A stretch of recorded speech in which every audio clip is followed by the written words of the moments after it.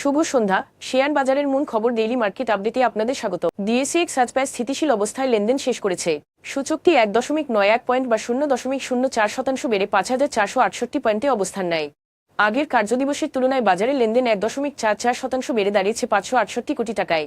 Banking খাতে BRAC bank ও city bank, food and allied খাতের অলিম্পিক এবং শিল্প খাতে Khan brothers PP woven bag ইন্ডাস্ট্রির সূচকের উত্থানে মূল ভূমিকা রাখে। অন্যদিকে ফার্মাসিউটিক্যালস খাতে স্কয়ার ফার্মাসিউটিক্যালস এবং ফুয়েল অ্যান্ড পাওয়ার খাতে পাওয়ার গ্রিড সূচকের অবনতি ঘটায়, যা বাজারকে প্রায় স্থিতিশীল অবস্থায় রাখে।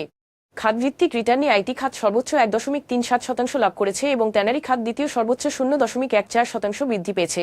অন্যদিকে এনবিএফআই খাত সর্বোচ্চ ২.৫৯% লোকসান করেছে। আজকের শীর্ষ ২০ দরবৃদ্ধির তালিকায় ১১টি এনবিএফআই কোম্পানি ছিল। ইউনিয়ন ক্যাপিটাল, অ্যাপোলো ইস্পাত কমপ্লেক্স এবং সোনারগাঁও টেক্সটাইলসের শেয়ার সর্বোচ্চ দরবৃদ্ধি অর্জন করেছে। অন্যদিকে Asiatic laboratories limited, Exim bank first mutual fund এবং ন্যাশনাল ব্যাংক ছিল শীর্ষ দরপতনকারী শেয়ার। এইসব শেয়ারের ক্ষেত্রে কোনো মূল্য সংবেদনশীল তথ্য প্রকাশ করা হয়নি। গত ৩ মাসের গড় লেনদেনের তুলনায় Olympic industries, Familytex, BD limited এবং বাংলাদেশ ইন্ডাস্ট্রিয়াল ফাইন্যান্স কোম্পানি শেয়ারের লেনদেনের পরিমাণ আজ উল্লেখযোগ্যভাবে বেড়েছে।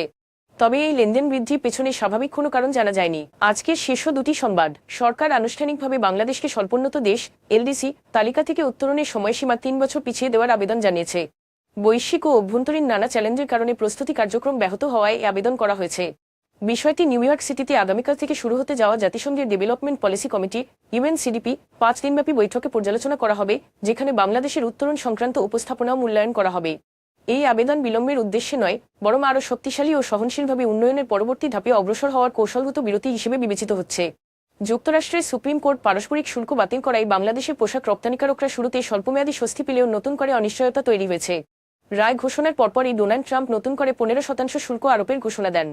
এটি কার্যকর হলে যুক্তরাষ্ট্রের বাজারে বাংলাদেশের প্রতিযোগিতামূলক অবস্থান ২০২৫ সালের এপ্রিলের আগে পর্যায়ে ফিরে যেতে পারে।